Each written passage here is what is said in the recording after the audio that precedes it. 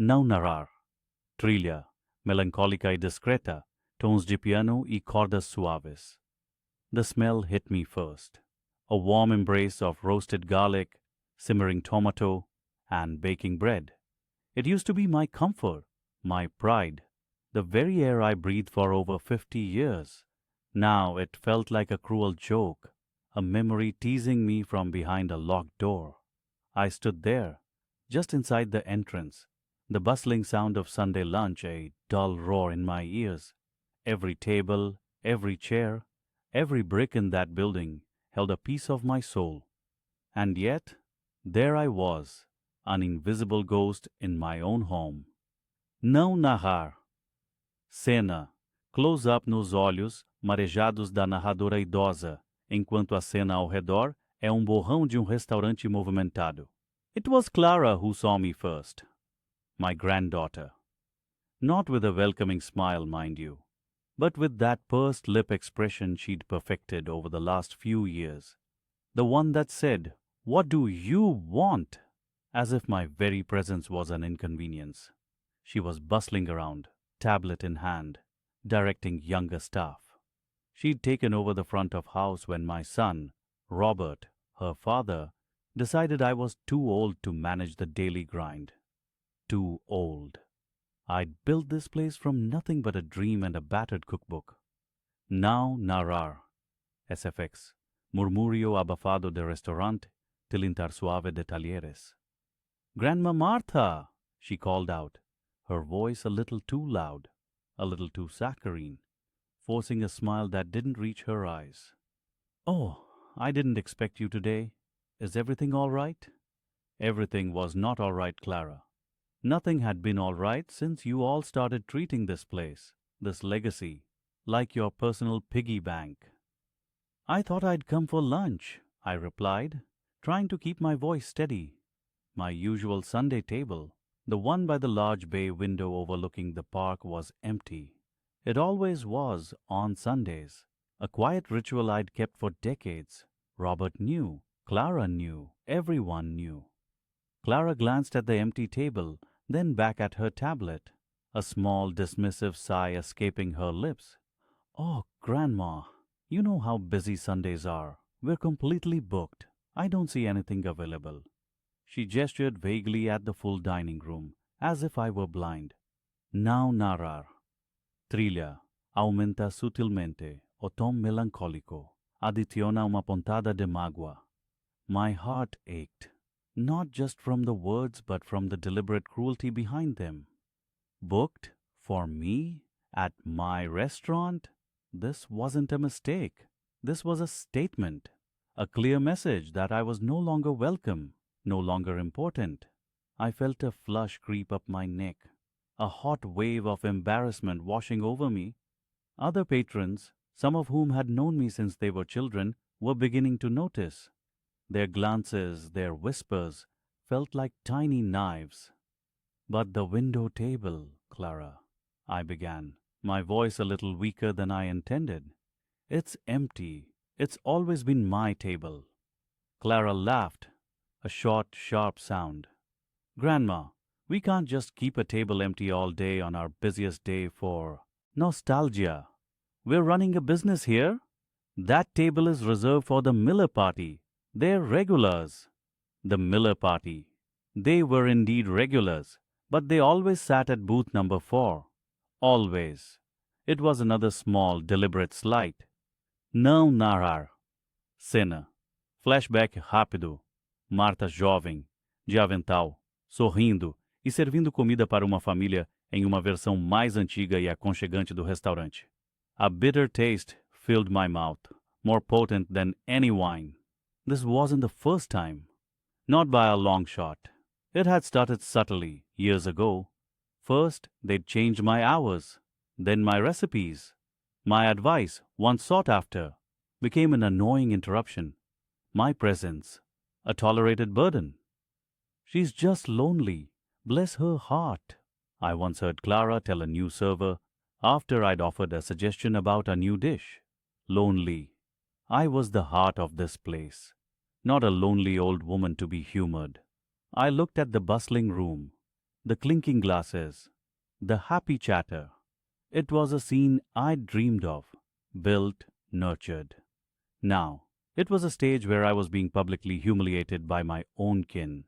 My son, Robert, was nowhere to be seen, as usual, probably in his office, poring over numbers, oblivious to the emotional casualties of his efficient management, or perhaps not oblivious at all. Não narrar, accepts, som distante e metálico, como uma porta de cofre se fechando. The weight of their dismissiveness pressed down on me. It wasn't just a table, it was my worth, my legacy, my place in the family. They saw me as a faded photograph, a relic. They saw me as someone who had given them this life, but no longer deserved a part in it. And they were wrong. So utterly, fundamentally wrong. My gaze drifted from Clara, whose face was a mask of polite exasperation, to a framed photo on the wall, a sepia-toned picture of my late husband, Arthur, and me, much younger, standing proudly in front of the restaurant on its opening day. Our dream, our sacrifice. We'd poured every penny, every ounce of sweat, every tear into this place. We'd gone without so many things, so our children could have a better life, so this restaurant could thrive. We signed away years of our youth, taking out loans, working double shifts. Não narrar. Trilha. Muda para tom mais determinado, ainda discreto, mas com uma nota de resolução. I understand, I said, my voice barely above a whisper, but firm enough to cut through the noise for Clara. Her eyes widened slightly, perhaps expecting a protest, a plea, or even tears. She got none of it. Thank you for letting me know, Clara. I turned, slowly, deliberately, and walked towards the door. Each step was a quiet declaration. I didn't look back at the curious stares or the whispering. I didn't acknowledge the other servers who carefully avoided my gaze. I just walked, the familiar smell of the restaurant now a suffocating weight. Outside, the cold autumn air hit me, a shock after the restaurant's artificial warmth. I pulled my thin cardigan tighter around me, but it did little to ward off the chill. My hands trembled, not from cold, but from a suppressed rage that had been simmering for years, now boiling over. Não narrar, cena. Close-up nas mãos da narradora, que se fecham em punho.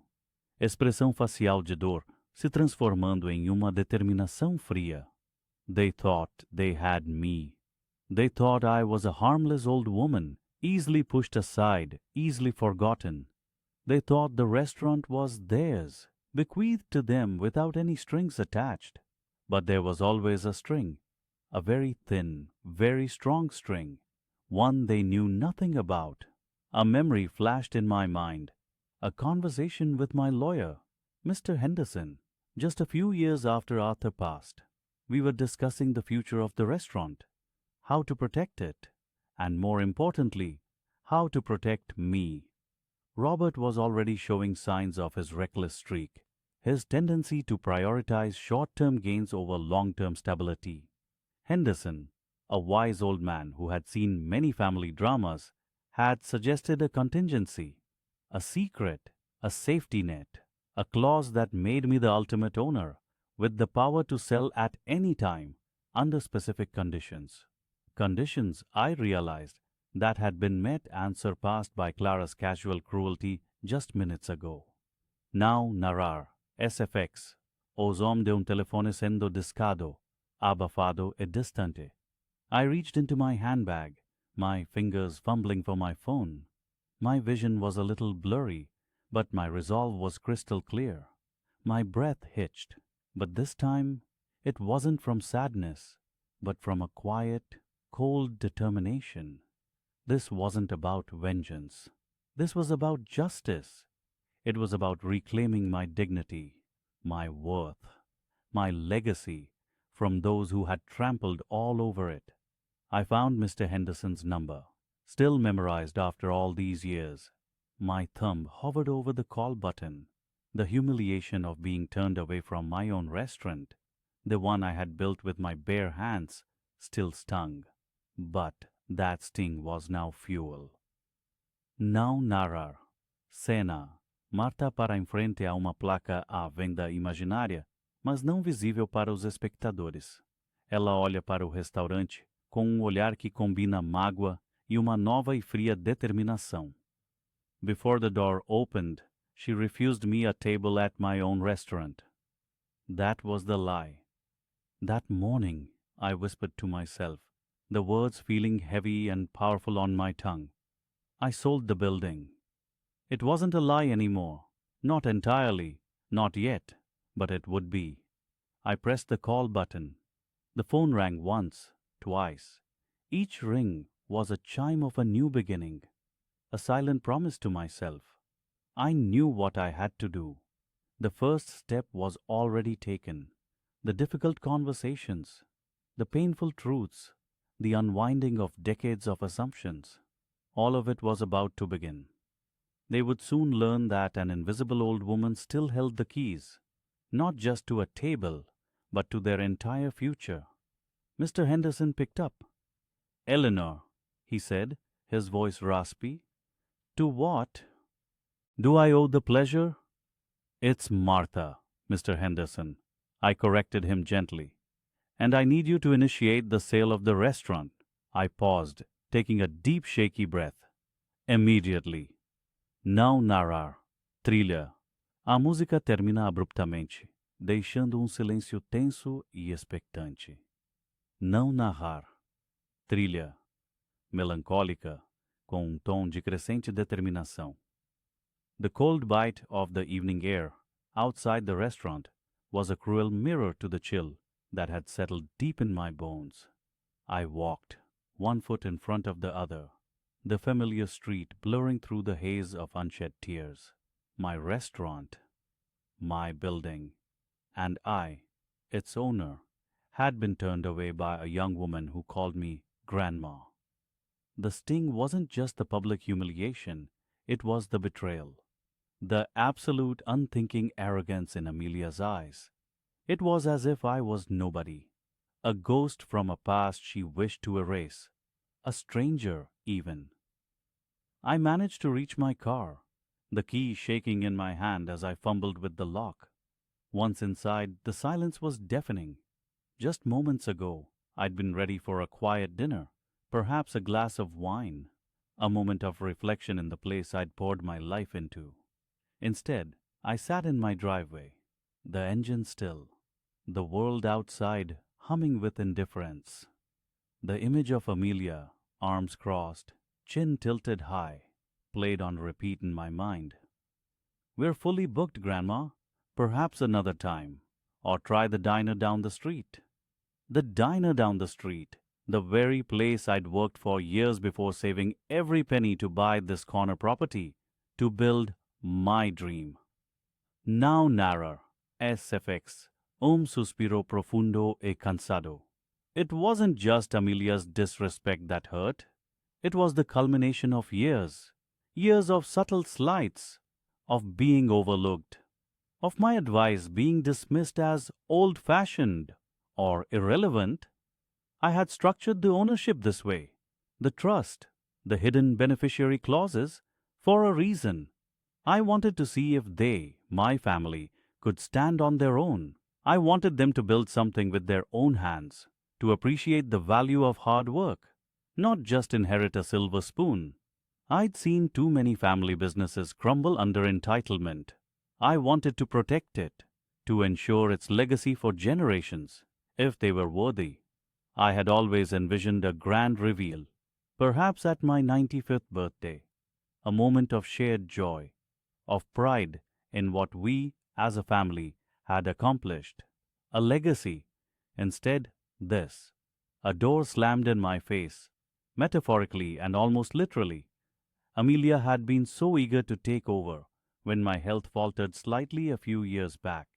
"Grandma, you need to rest. Let me manage everything. It's too much for you now." Her voice had been sweet then, laced with what I'd mistaken for genuine concern. She'd promised to uphold the restaurant's values, the warmth, the welcoming spirit that had made it a local institution. Não, narrar, cena, a narradora está em sua sala de estar. A luz do abajur ilumina papéis antigos em suas mãos. I remember the day I signed the management agreement, putting everything under her control, but with an ironclad clause that maintained my ultimate secret ownership. My lawyer, Mr. Henderson, a wise old friend with a twinkle in his eye, had cautioned me. Are you sure you want to keep this quiet, Eleanor? Secrets in families often unravel in unexpected ways. I had laughed, confident in my vision. They need to earn it, Arthur. They need to understand what it means to build, not just to receive. How wrong I had been. They hadn't built. They'd simply taken, and then they'd forgotten who gave it to them. I drove home on autopilot, the numbness slowly giving way to a searing heat in my chest. This wasn't just about a table. This was about everything. Every sacrifice, every late night, every penny I'd reinvested. It was about my mother's recipes, my father's sturdy hands that had built the original counter. It was about the heart of my family, ripped out and discarded. I felt a cold, quiet determination settle over me. The tears still threatened, but now they felt different. They were tears of a final farewell, not to the restaurant, but to a dream, an illusion I had held on to for too long. Não narrar, Cefex, o som distante de telefone sendo discado, o clique do aparelho retornando ao gancho. I walked into my quiet house, the old floorboards creaking a familiar welcome. The smell of lavender and old books was comforting, a stark contrast to the sterile, impersonal ambience Amelia had cultivated at the restaurant. She'd changed the menu, the decor, the very soul of the place. She'd called it modernization. I called it forgetting. Forgetting the people who had built it, who had loved it, who had filled its tables with laughter and good food for decades. The modern menu was bland. The service now, frankly, rude. I had heard whispers from old customers, neighbors, but I'd always made excuses. Amelia is young. She'll learn. But tonight there was no learning. There was only a clear, undeniable statement. You are no longer welcome here. And that statement had been delivered in my own house, in my own restaurant, by my own granddaughter. The irony was a bitter pill. I walked to my study, the room filled with the scent of aged paper and leather. My gaze fell upon the locked oak cabinet where I kept my most important documents, the deed, the trust agreement, the confidential details of the restaurant's ownership. It was all there, waiting. Não narrar, trilha, crescendo em intensidade, mas ainda contida e pensativa. I pulled out the heavy brass key from a hidden compartment in an old photo album, a picture of me, young and hopeful, standing in front of the freshly painted restaurant sign, Eleanor's Eats. The key felt heavy in my hand, heavier than it ever had before. It wasn't just a key to a cabinet, it was a key to a decision, a turning point. My fingers traced the intricate carvings on the old wood. I knew what I had to do. The time for waiting, for hoping they would change, was over.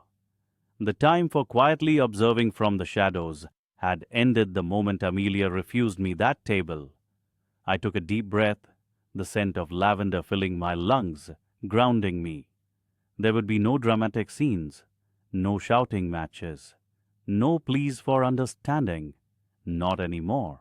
I would simply untangle myself.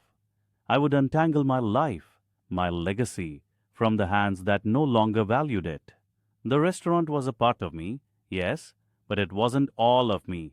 My dignity, my self-respect, those were paramount, and those, I realized, had been eroded, brick by brick, plate by plate, insult by insult. The time had come for Eleanor to reclaim her story. Não narrar, SFX, o clique de uma fechadura antiga, o som suave de armário de madeira se abrindo. I inserted the key into the lock. A soft click echoed in the quiet room. The cabinet door swung open slowly, revealing stacks of carefully filed papers, bound documents, and a heavy ledger. My eyes scanned the titles: Deed of Trust, Management Agreement, Articles of Incorporation. All the proof, all the power. It was all right here. I pulled out a thick leather-bound folder, its contents familiar, yet now imbued with a new, urgent significance. This was no longer just a family legacy to be cherished. This was a weapon, and I was finally ready to use it. I looked at the papers, my fingers lingering on the crisp edges of the trust document. Tomorrow, first thing, I would be calling Mr. Henderson. There were changes to be made, drastic changes. Não narrar. Trilha, melancólica e pensativa, com toque de resolução emergindo. The walk home felt endless, each step heavier than the last. The cool evening air did little to soothe the burning shame that still flushed my cheeks. Clara's words, her dismissive wave, the casual way she had shut me out of my own life's work, they echoed in the hollow space where my heart used to beat. It wasn't just the disrespect, not just the public humiliation. It was the crushing weight of every sacrifice, every late night, every penny I had poured into that establishment, all dismissed by a flick of a wrist from someone who saw it only as a means to an end. Once inside my small apartment, the silence was deafening. My cat, Mittens, rubbed against my legs, sensing my distress, but even her gentle purr couldn't break through the wall of despair. I sank onto my worn armchair, the one I'd bought decades ago when the restaurant was just a dream, a blueprint in my mind. I stared at the framed photo on the mantelpiece, a younger me, beaming, standing proudly in front of Maria's kitchen on its opening day. Clara, a tiny girl then, held my hand, her eyes wide with wonder. How could that innocent child have grown into the woman who now treated me like a stranger, an inconvenience? Não narrar. Cena. Close up the photo, Antiga da Maria, com Clara criança. The truth was, the signs had been there for years. Small slights, easily overlooked.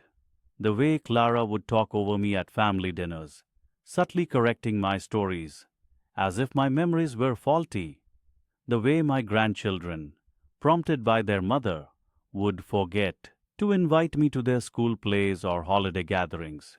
It started with excuses, then moved to outright omissions. "Oh, Grandma, you wouldn't have enjoyed it anyway. It was too loud for you." Or, "We didn't want to bother you. You looked so tired." But I wasn't tired. I was being sidelined. My pension, meager as it was, barely covered the rent and my medications.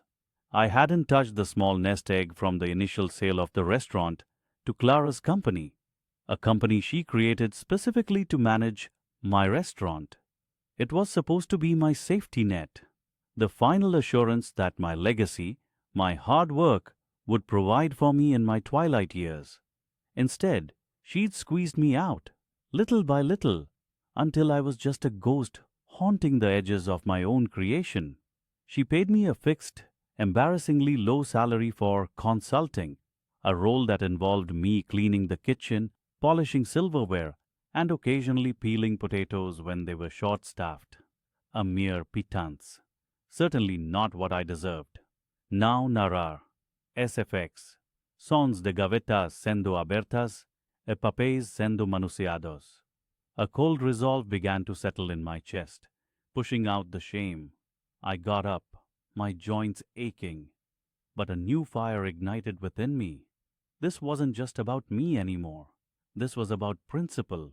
This was about every elder who had been deemed irrelevant, every parent whose children had forgotten their sacrifices. I walked to the old dusty chest of drawers in my bedroom. At the very bottom, beneath faded linen and old photo albums, lay a small, worn, leather-bound box. My hands trembled as I opened it. Inside, carefully preserved, were the original documents: the deed to the building, the business registration for Maria's Kitchen, established under my full name, the contract I had drawn up with Clara, a generous agreement allowing her to manage the restaurant, to grow it in exchange for a percentage of the profits, and my continued oversight. But the crucial detail, the one Clara always conveniently forgot, was that I, Maria Rossi, still held the majority ownership of the building itself. The agreement was a lease, not a full transfer of property. The restaurant business itself was technically theirs, but the building, the very foundation it stood on, that was mine. I remembered the lawyer, Mr. Henderson, a kind, astute man who had warned me. "Maria," he'd said, his voice gentle but firm, "always keep the property separate. It's your ultimate security. People change. Family can be complicated." I had laughed it off then, confident in my daughter's love, in the bond we shared. How foolish I had been. How painfully naive. Não narrar. Cena. Maria lendo os documentos antigos. As rugas de preocupação em seu rosto se transformam em determinação. Now, looking at the faded ink, the official seals, Mr. Henderson's words rang true, a prophetic echo from the past. I traced the words Maria Rossi on the ownership deed. It was clear, undeniable. Clara's company leased the space from me, but the agreement had stipulations, clauses about proper maintenance, about respecting the founder's contributions, about shared decision-making for major renovations, none of which had been adhered to for years. She'd slowly, imperceptibly, started acting as if she owned the entire operation, building and all. My mind raced, connecting the dots. The new sign she put up last year, slightly changing the restaurant's name, removing Maria's from the prominent place it once held. The large loan she'd taken out to remodel the kitchen without consulting me, a loan that, under our original agreement, would require my signature as the building owner. The way she'd consistently cut my consulting hours, effectively reducing my already meager pay. It was a systematic erasure, a slow-motion vanishing act of my very identity. A single tear escaped, tracing a path down my wrinkled cheek, but this time it wasn't a tear of sorrow. It was a tear of anger, of recognition, and of dawning clarity. I had allowed this to happen out of love, out of a desire for peace, out of a misguided belief that family would always do right by family, but no more. The incident at the door, her cruel dismissal, had shattered the last vestiges of that illusion. Não narrar. Trilha. A música torna-se mais resoluta, com tom de quiet determination. I picked up my old rotary phone, a relic of a bygone era. It was heavy in my hand, grounding me. I remembered Mr. Henderson's number, memorized decades ago, still etched somewhere in the dusty corners of my mind.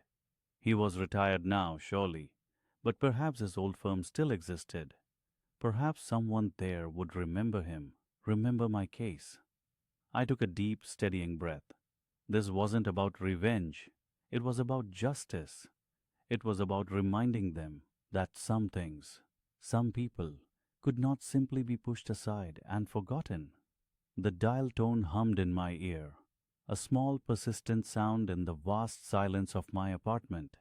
I pressed the worn plastic buttons, each click a small act of defiance. The woman on the other end, her voice crisp and professional, answered on the third ring. "Henderson and Associates. How may I direct your call?" "Yes," I said, my voice surprisingly steady. "I'd like to speak with someone about a property dispute. My name is Maria Rossi, and I believe I own the building where Clara's table now stands." There was a pause on the other end. a moment of silence that felt pregnant with possibility. The woman asked me to hold, and I heard the faint click of a line being transferred. My heart pounded, a frantic drum in my chest, but my resolve remained firm. This was it, the first true step, the calm before the storm, and I was ready for the thunder. Now narrar, trilha, melancólica, com tons de determinação crescente. I met with my solicitor, Mr. Albright, a man whose gentle demeanor hid a mind sharp as a tack. We sat in his quiet office, the scent of old paper and dust clinging to the air. I had brought the original documents, brittle and yellowed with age, detailing the transfer of the restaurant business to Michael, my son. I watched as Mr. Albright meticulously went through them, page by page, his reading glasses perched on his nose. Each rustle of paper was a heartbeat in the silent room. He paused, tracing a finger along a specific paragraph. "Mr. Davies," he began, his voice low, "it appears your generosity was, shall we say, more comprehensive than your son understood." My heart hammered. "What do you mean?" He pushed the document towards me, pointing to a small, almost invisible clause tucked away at the bottom of the fourth page. "The agreement explicitly states that while the business was transferred to Michael, the property itself, the building, remained under your beneficial ownership. It was leased to the business, yes, but the ultimate title was never fully conveyed to him. There were conditions, Mr. Davies, conditions related to the continued operation as a family establishment, upholding certain standards, and most importantly, your right to occupy and use the premises. Now narrar. SFX. Suspiro profundo, quasi inaudível. The world outside the window blurred. All these years, Michael had walked around like a king, believing he owned every brick, every tile, believing he had inherited it all, lock, stock, and barrel. He had dismissed me, pushed me aside, and humiliated me within walls that were, in truth, still mine. A wave of both profound relief and bitter irony washed over me. The injustice felt like a physical blow, yet the truth was a balm. I was not powerless. Not yet. "So," I said, the word tasting foreign on my tongue, "I still own the building?" "In essence, yes," Mr. Albright confirmed, adjusting his glasses. "The lease agreement included stipulations for your lifelong access and a clear right for you to terminate the lease if those conditions were breached. The recent incident, Mr. Davies, where you were denied entry and refused service, constitutes a significant breach. It demonstrates a failure to uphold the spirit of the family establishment clause and your fundamental rights as the beneficial owner." He laid out the options with calm precision. I could sue for breach of contract. I could demand immediate access. Or I could, as the legal owner, sell the building. The words hung in the air, heavy with consequence. Sell the building. It wasn't just bricks and mortar. It was decades of my life. My wife's laughter in the kitchen. Michael's first steps across the dining room floor. Sarah's graduation party held in the very room where she had turned me away. The thought was a sharp pang, a severance of my last tangible link to a past I cherished, but also a path to freedom. Now narrar. Trilha. Tom mais sombrio e decisivo. I looked at the old documents again, not as symbols of my past, but as keys to my future. Michael hadn't just mistreated me. He had trampled on the very spirit of the legacy I had intended for him. He had shown me his true colors, bold and ugly. And now I saw mine reflected back, strong, resolute, and unwavering. The decision was not born of spite, but of a quiet, burning necessity for self-preservation. I wouldn't fight for a place at a table in my own house. I would simply take the house back. "Mr. Albright," I said, my voice firm, "I want to sell the building." He nodded slowly, understanding dawning in his eyes. It's a significant step, Mr. Davies. Are you certain? I am. This isn't just about property anymore. It's about dignity, about drawing a line, about showing my son that some things, some relationships, are not to be taken for granted. The words felt like stones leaving my chest. I felt lighter, yet profoundly sad. It was the end of an era and the beginning of a stark new reality. The man I had raised, the son I had loved, had forced my hand. Now narrar, cena, uma caneta, assinando un documento con firmeza. The process began discreetly. Mr. Albright contacted a reputable real estate agent, someone known for their discretion and efficiency. We agreed on a price that was fair, but not exorbitant. I wasn't looking for revenge in monetary terms. I was looking for closure. The agent, a kindly woman named Eleanor, assured me she could find a buyer quickly, given the prime location and the building's solid structure. She prepared the listings, taking care to redact any identifying information about the current business or ownership details, until a firm offer was on the table. Weeks passed in a blur of quiet meetings and phone calls. Michael, Sarah, they remained oblivious.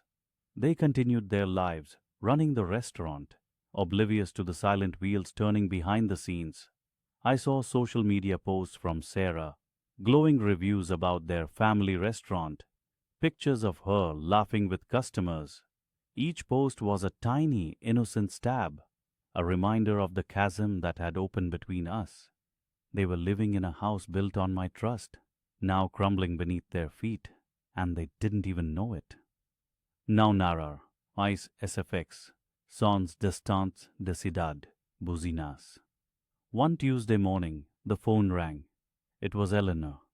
Mr. Davies, she said, her voice bright with professionalism. I have an offer, a very good offer, in fact. A local entrepreneur, looking to expand.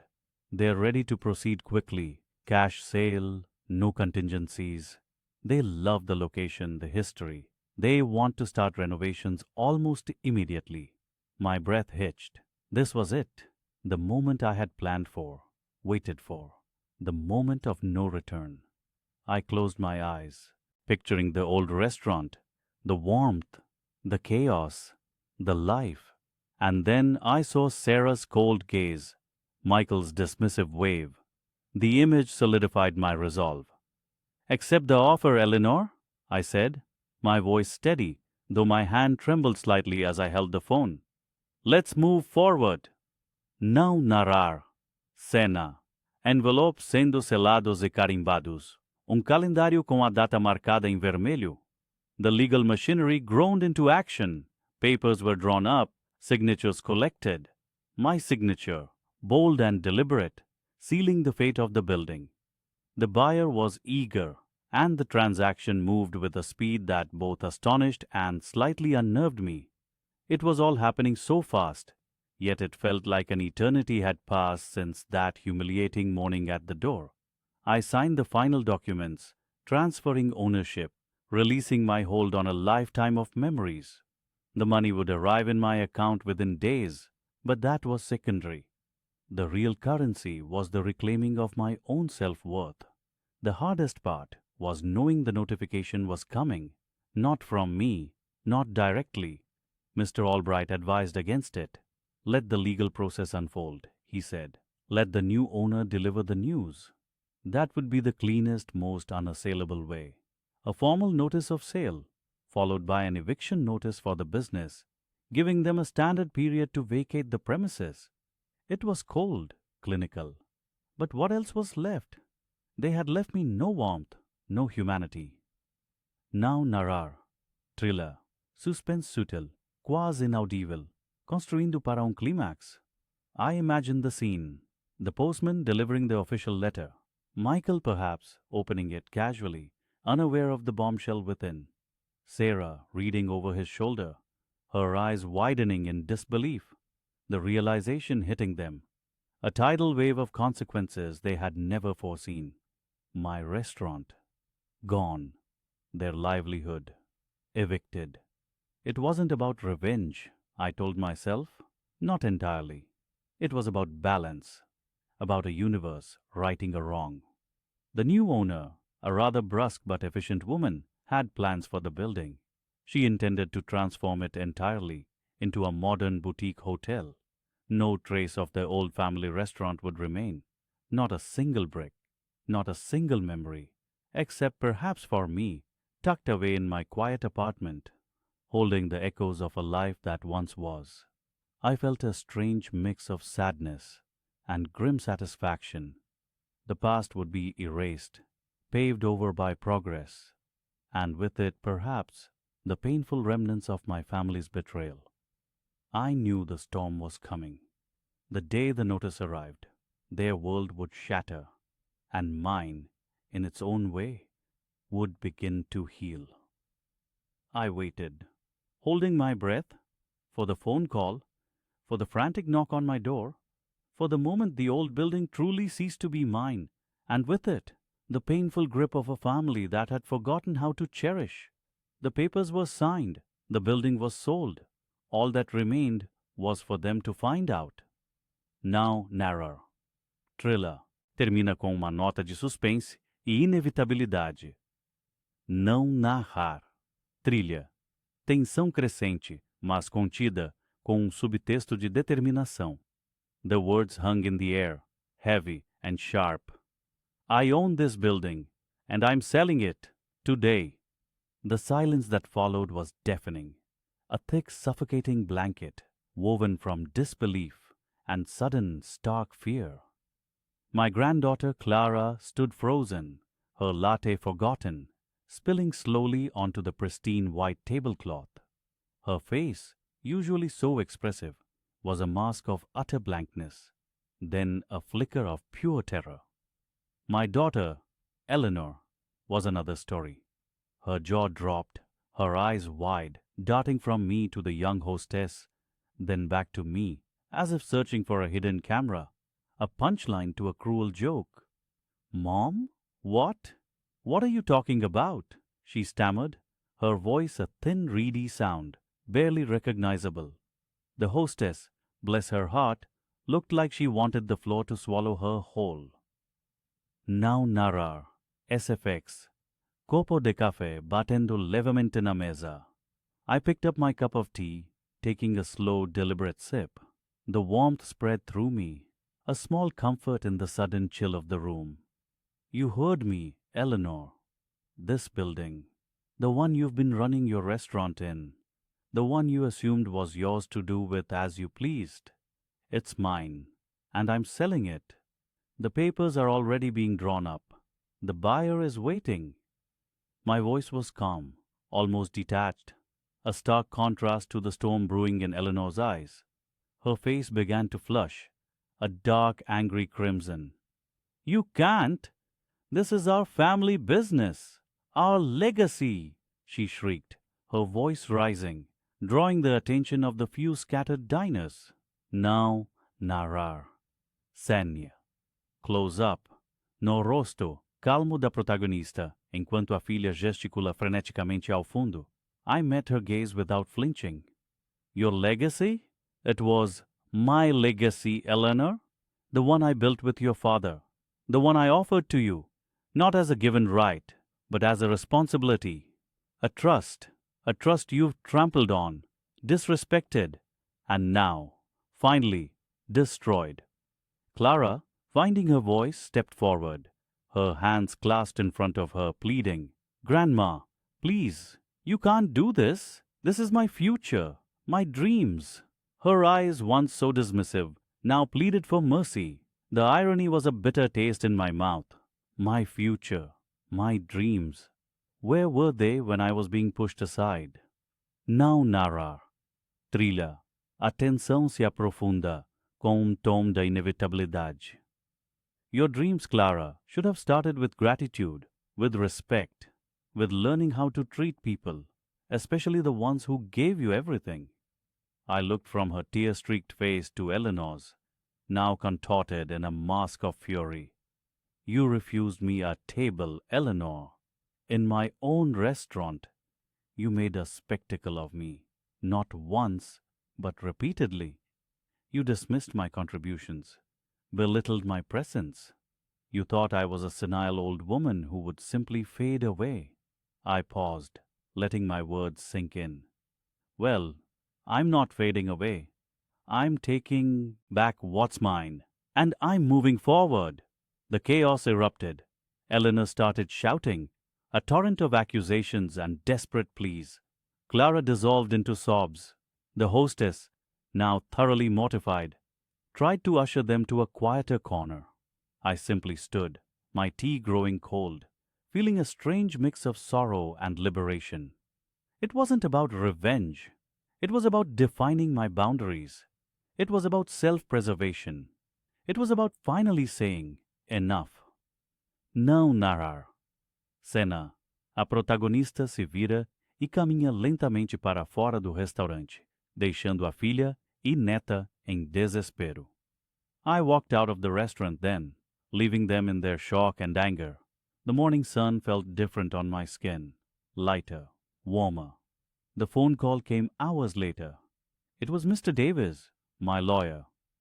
Mrs. Evans, he began, his voice surprisingly gentle. Eleanor and Clara just left my office. They're understandably upset. They want to know if there's any way to stop the sale. Now, narrar. SFX. Telephone tocando suavemente, depois clicando. I took a deep breath, looking out at my garden, the roses in full bloom. Is there Mr. Davies? I asked, though I already knew the answer. No, Mrs. Evans, not legally. The property is solely in your name. The agreement with the buyer is solid. They simply didn't realize the implications of you being the sole owner, not just a shareholder, as Eleanor often misrepresented. His words confirmed what I knew. They had lived under a delusion, one they actively fostered, thinking they were untouchable. The sale went through surprisingly quickly. The buyer was a large chain, eager to expand, and my property was in a prime location. The amount I received was substantial, more than enough to live comfortably for the rest of my days, and then some. It was a clean break, a severance of ties that had become toxic and suffocating. Não narrar. Trilha. Uma melodia suave e melancólica, com toque de esperança. Eleanor tried to call for weeks. Clara sent tearful messages, filled with apologies that felt hollow, born of desperation rather than genuine remorse. I didn't answer. The hurt ran too deep, the betrayal too raw. It wasn't about the money, not entirely. It was about the casual cruelty, the dismissiveness, the way they had reduced me to a burden, an inconvenience. Não narrar. Cena. Close-up das mãos da protagonista segurando uma caneta, assinando documentos, mas o rosto dela está sereno. I moved to a smaller, cozier house by the sea, a place I had always dreamed of. The sound of the waves became my new lullaby. I spent my days reading, walking on the beach, painting the vibrant sunsets. I volunteered at the local library, making new friends, genuine connections built on mutual respect. The weight that had pressed down on my shoulders for so long, the burden of unspoken expectations and unmet gratitude, lifted. One afternoon, months later, I received a letter. It was from Clara. Not an email, not a text, but a handwritten letter. Her handwriting was shaky, but the words were clear. She wrote of her struggles, of the restaurant closing, of the harsh realities of life without the safety net I had unknowingly provided. She didn't ask for money. She simply expressed regret, a deeper understanding of the sacrifices I had made. It wasn't a full apology, not yet, but it was a start. Não narrar. Cena. A protagonista lê a carta em uma varanda com vista para o mar, uma expressão pensativa em seu rosto.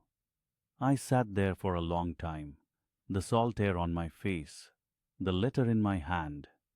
Did I forgive them? Perhaps. But forgiveness didn't mean forgetting the lessons learned. It didn't mean reopening old wounds. It meant recognizing my worth, protecting my peace. My journey had been long, marked by quiet indignities and a final, public humiliation.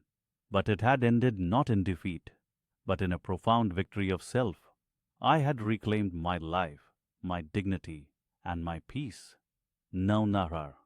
Trilha. Música se torna mais suave e edificante. Sentimento de paz e resolução. And as I looked out at the vast, endless ocean, I knew I was finally free. Free from the chains of expectation, free from the burden of their ingratitude.